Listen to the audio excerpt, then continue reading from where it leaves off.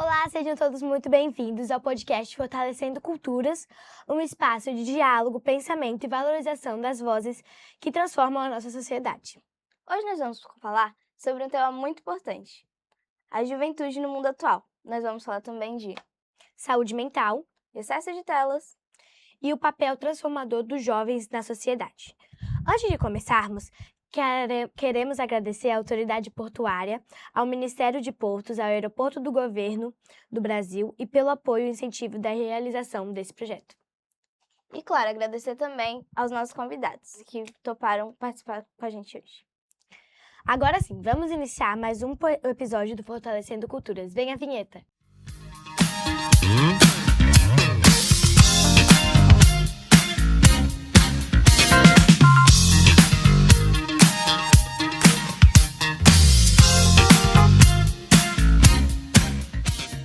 E antes de começarmos, nós queremos também apresentar os nossos convidados. Então, o Gabriel se apresenta e logo depois o Guilherme, por favor. Bom, primeiramente gostaria de agradecer pelo convite para participar de um projeto tão incrível.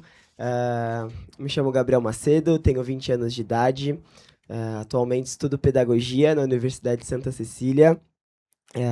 Atuo como conselheiro da juventude no município de Cubatão. Fui presidente de Grêmio por bons anos e venho atuando frequentemente pelas lutas e pelas causas dos direitos das crianças e dos adolescentes. E acredito que seja isso. Eu sou Guilherme Guedes, bom dia, gente, obrigado pela oportunidade, né, tô achando incrível participar desse projeto aqui, de uma escola que eu fui aluno, né, eu sou aluno do Instituto Federal, né, de Cubatão, sou também professor de inglês na Wizard, sou ator também, fiz teatro por 6 anos, enfim, tô aí, né, muitas coisas, né, na escola, no Parque dos Sonhos, fui líder de turma, fui gremista, fui muita coisa, fui líder de clube, fui muita coisa, enfim, é isso. Quero começar perguntando para vocês quais são os maiores desafios emocionais enfrentados pela juventude hoje em dia.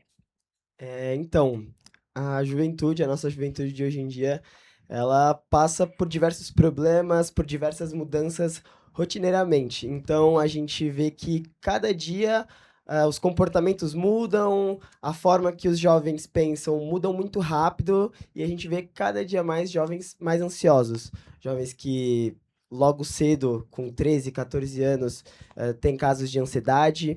E isso se dá muito ao uso das telas, que a gente compreende que, pelo avanço das tecnologias, agravou muito, muito essa ansiedade dos jovens, a procura por recompensa, por dopamina. E a gente vê que isso está implicando diretamente nesse desenvolvimento dos jovens, porque eles não conseguem esperar para poder ter uma formação mesmo integral deles, se desenvolverem em todas as áreas, seja na área do próprio estudo ou na área do esporte. Então, essa ansiedade causa esse problema para a sociedade e também para o próprio jovem, né? Para aquele convívio que ele tem em sociedade.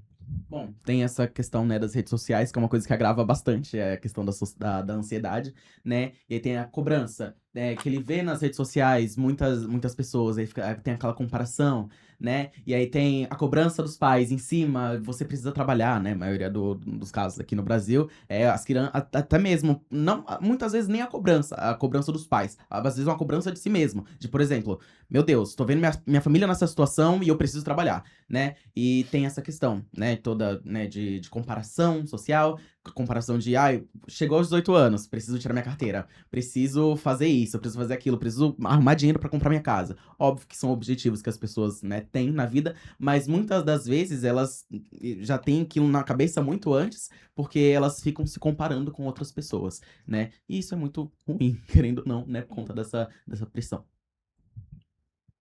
Vocês acham que o jovem deveria procurar ajuda? E se sim, qual seria essa ajuda?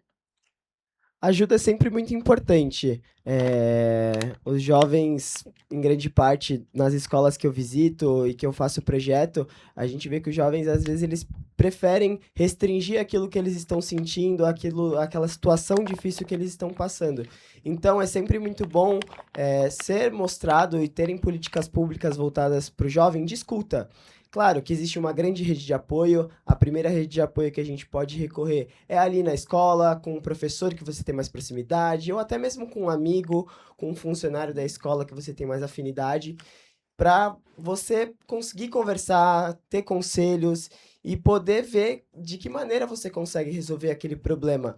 Como o Guilherme falou, a gente passa por uma pressão de mudanças, uma pressão de que eu tenho que ser melhor, eu tenho que ser muito bom, uma pressão estética também em relação ao próprio corpo.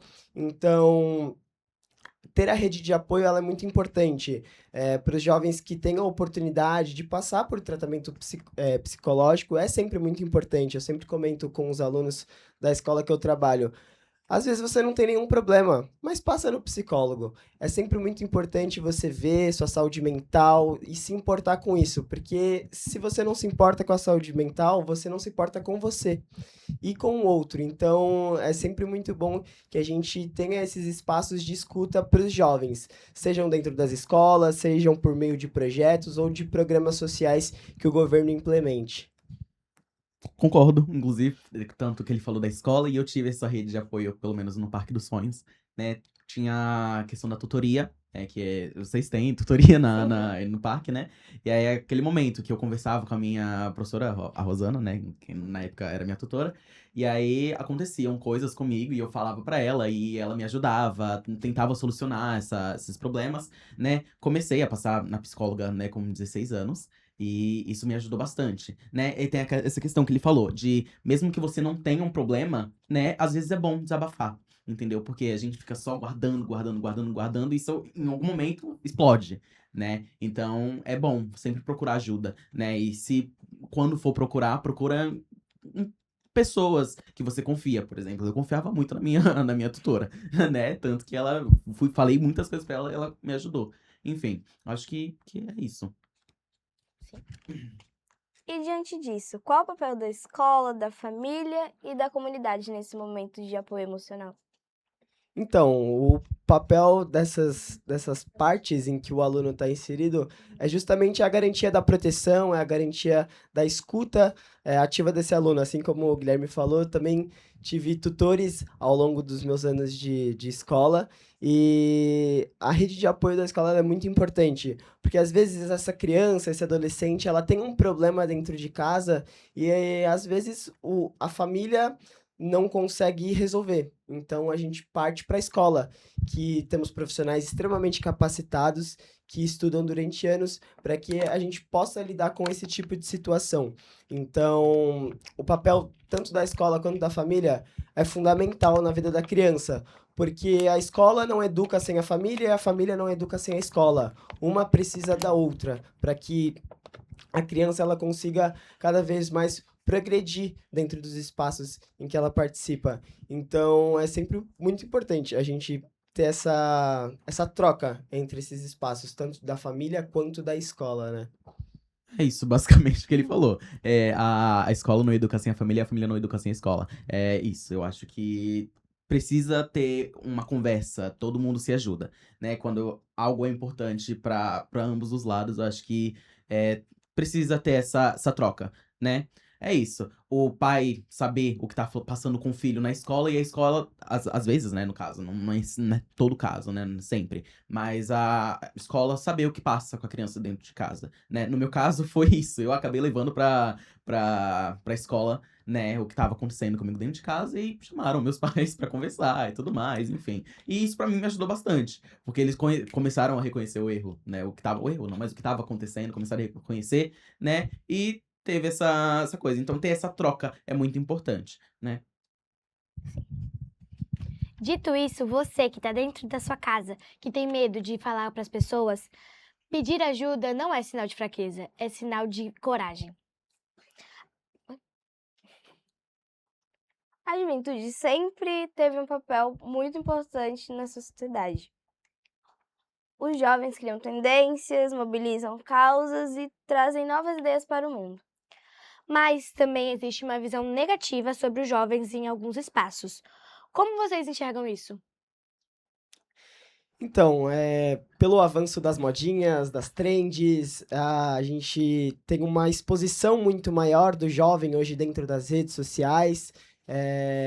que acabaram até o governo criar soluções para que a gente diminuísse esse excesso de exposição, que é a cueca digital, né? O Estatuto da Criança e do Adolescente Digital. E, assim, o se expor em excesso, eu acredito que acaba gerando muitos problemas na vida do jovem. E o jovem muitas vezes não é levado a sério. Então, quando a gente quer fazer mobilização, quando a gente se importa com alguma pauta importante, às vezes só falam assim, só tá querendo revolucionar, só Um monte de quer... adolescentezinho aí, vai. Só quer causar, quer meter o louco. Mas não, a gente entende aquilo que a gente passa, os problemas que a gente tem no nosso dia a dia, seja do aluno que tem que sair de uma comunidade logo de manhã e tem que pegar um ônibus cedo, mas aí ele não consegue sair da comunidade porque tá tendo troca de tiro ou porque aconteceu alguma coisa dentro da comunidade. Então, o jovem ele acaba se rebelando e acaba se revoltando com isso. E pensando, por que eu não consigo ter acesso a esses espaços que outras pessoas têm oportunidade? Então, é o que eu sempre digo para os jovens que são próximos meus e que eu trabalho. Estudem, procurem saber e reivindiquem seus direitos sempre.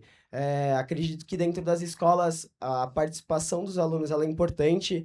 Então, denunciar casos de racismo, de abuso, de homofobia, dentro desses espaços, que às vezes, dependendo da escola, há um silenciamento, só que é colocar na cabeça do jovem que todas as pautas que ele leva são importantes. Aquilo que está no convívio dele, ele sabe que ele pode melhorar, ele vai melhorar. Ele é um agente de transformação, assim como qualquer ser humano. Então, aquilo que ele vai fazer tem total impacto aqui, enfim, dentro do espaço que ele está. O Grêmio Estudantil, particularmente para mim, sempre foi essa voz dentro da escola, de buscar nossos direitos, de promover eventos, de promover conscientizações para todos os alunos e mostrar que realmente você ser protagonista da sua vida, mas também da vida dos outros, de certa maneira, em poder ajudar o outro, transforma, te torna uma pessoa melhor e torna aquele seu convívio, aquele seu espaço que você frequenta muito, muito, muito melhor. Exatamente. Eu acho que os jovens não são levados a sério, como ele disse, né? Só um adolescentezinho, quer só fazer baderna, coisa e tal. Às vezes, os adultos vêm. Como foi dito aqui, os adolescentes não são levados a sério porque são só adolescentes, né? E aí ficam, na visão das pessoas, né? São só adolescentes, eles não têm a vivência que nós vivemos dos adultos, né? Então os adultos não dão credibilidade ao que os adolescentes falam porque eles não passaram pelo que a gente passou.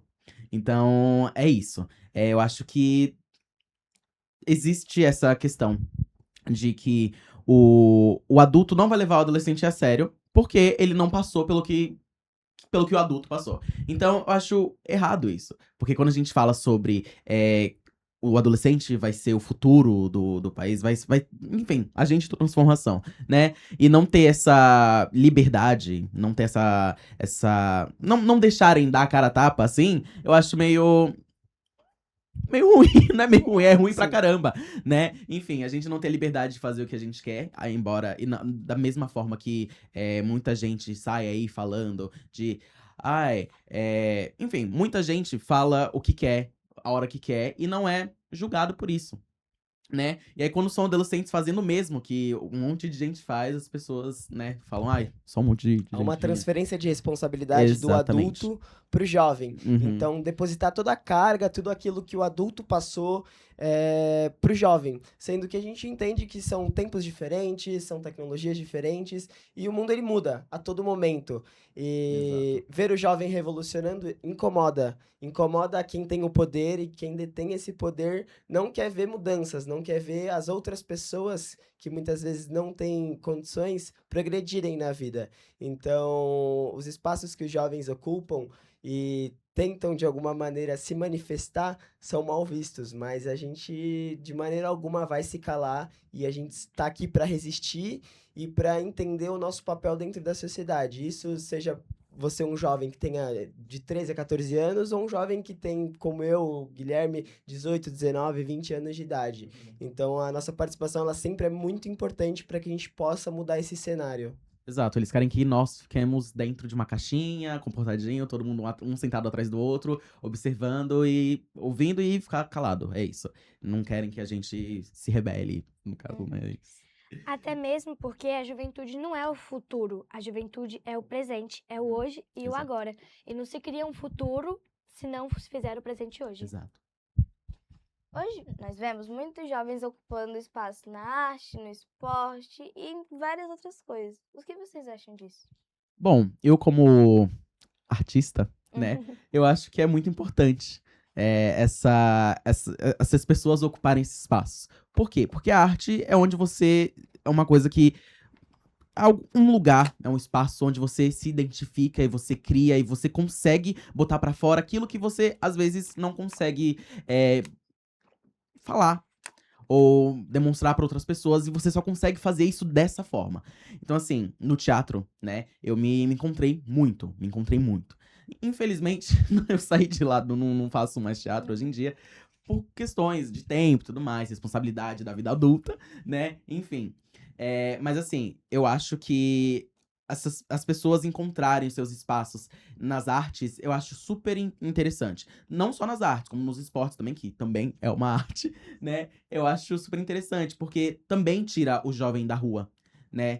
A gente tem essa questão do jovem que não tem nenhuma perspectiva de vida, vamos dizer assim. Ele quer algo, mas ele não consegue, e aí é o pai que reprime, e aí acaba indo pra um lugar que não é muito favorável. Na verdade, não é nada favorável, né? E aí quando o jovem encontra algo que ele gosta de fazer, algo que ele se identifica, ele se transforma, né? Por exemplo, eu vejo muitos amigos meus que desistiram de... Por exemplo, tem um amigo que ele queria muito, né, fazer... Acho que não queria, ele quer muito.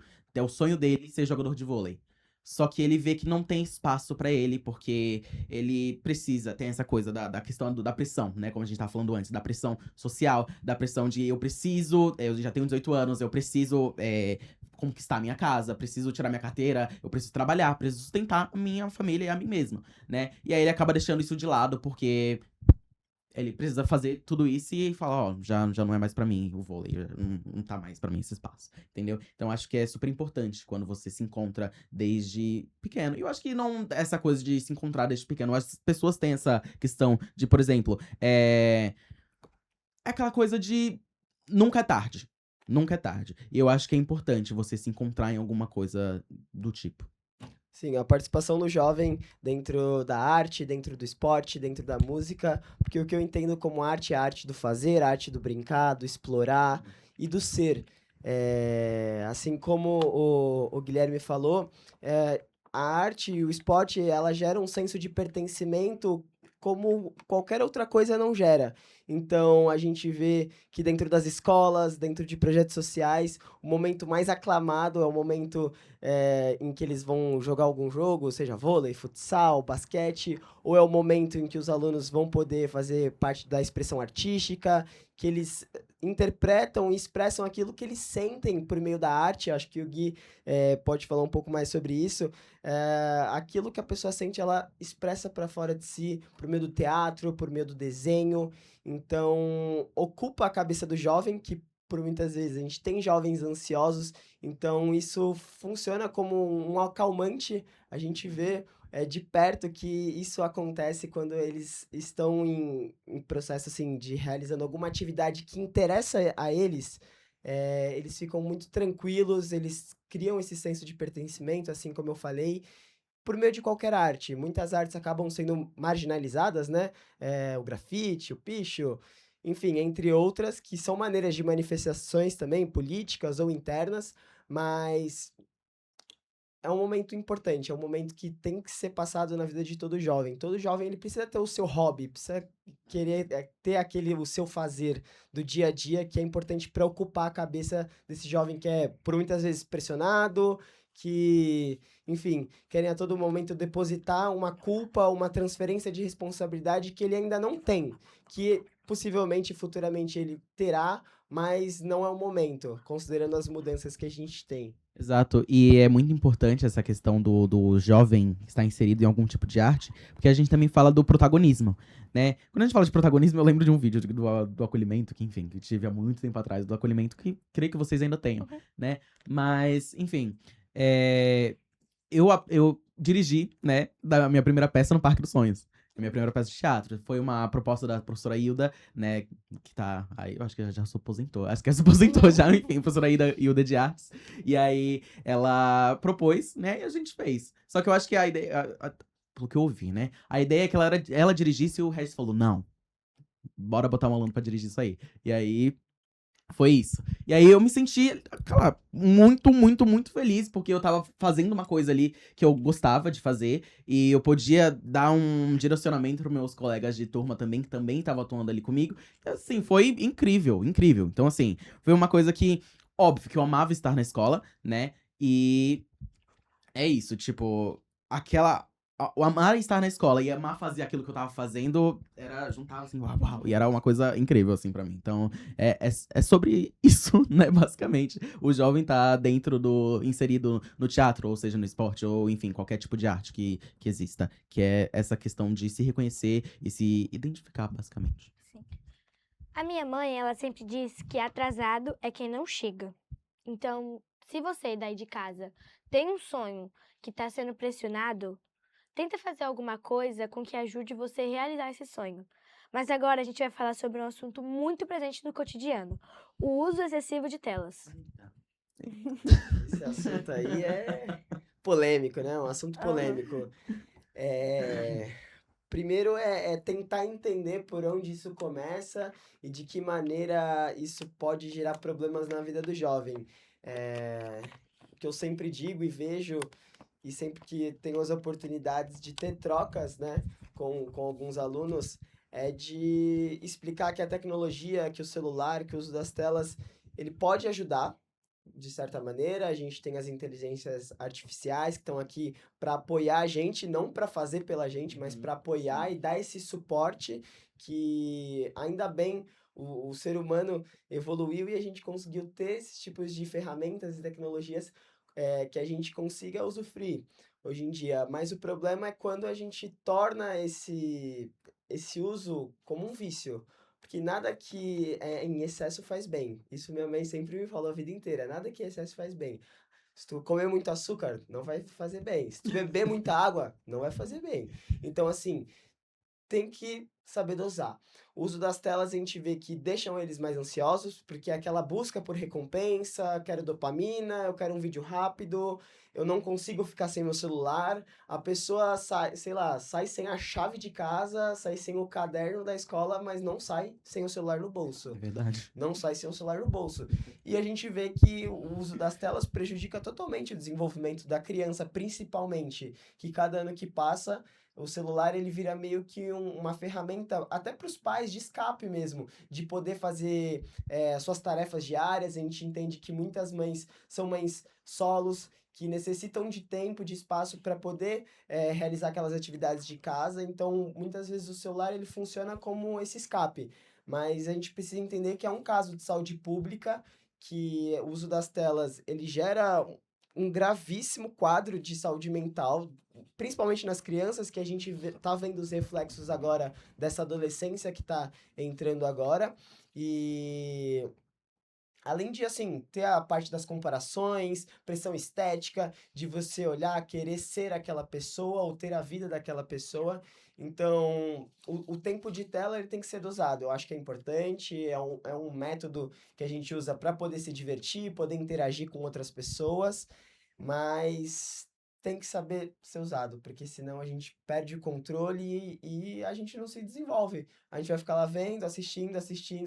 Ai, meu Deus, eu quero, e fico lá procrastinando o dia inteiro. Exatamente. Fui ver 15 horas de TikTok. Cara, é surreal, porque assim, todo domingo a Apple manda o nosso o tempo de tela diário, assim, a média.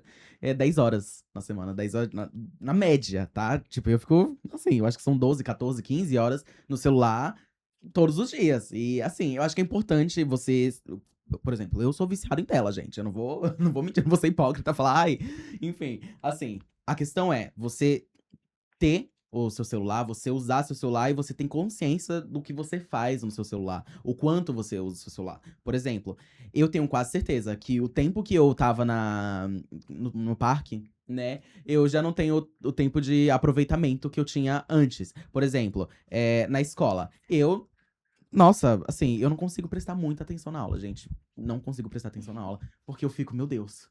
Ai, aí eu fico, ai, tá bom, professor, fala aí da matemática, fala aí da obstetriz, enfim, ai, eu fico, Pensando enfim. na morte da Cara, bezerra. sim. E aí, tipo, eu preciso do meu celular, eu preciso do meu celular. E aí, implementaram as leis de que não pode usar celular na escola e tudo mais. E creio que na escola de vocês não possa usar celular também. Não pode usar. Enfim. E assim, isso ajuda, com certeza. Tenho quase certeza também que no começo foi uma loucura. Meu Deus, não posso usar meu celular, como vou ligar pra minha mãe? Usando como desculpa de, ai, meu Deus, eu não vou conseguir ligar pra minha mãe e me devolver o celular. Mas assim, é importante você ser consciente de, por exemplo, eu sou viciado e quero mudar isso. Então, por exemplo, eu uso meu celular e sei que, por exemplo, eu acordar já, oi, bom dia, oi, celular, deixa aqui mexer aqui, deixa eu dar uma rolada aqui no feed do Instagram, deixa eu ver aqui meu TikTok. Isso faz mal pra mim, né? E assim, é triste, é muito triste você ver que muitas crianças hoje em dia não conseguem almoçar sem assistir alguma coisa. E é muito ruim isso, porque acaba prejudicando o desenvolvimento da criança, acaba prejudicando a forma como os adolescentes, as crianças socializam na escola ou em qualquer outro ambiente, porque as pessoas não conseguem hoje, no almoço de família, ficar sem o celular. As pessoas não conversam mais. Isso é muito frustrante. E preocupante também.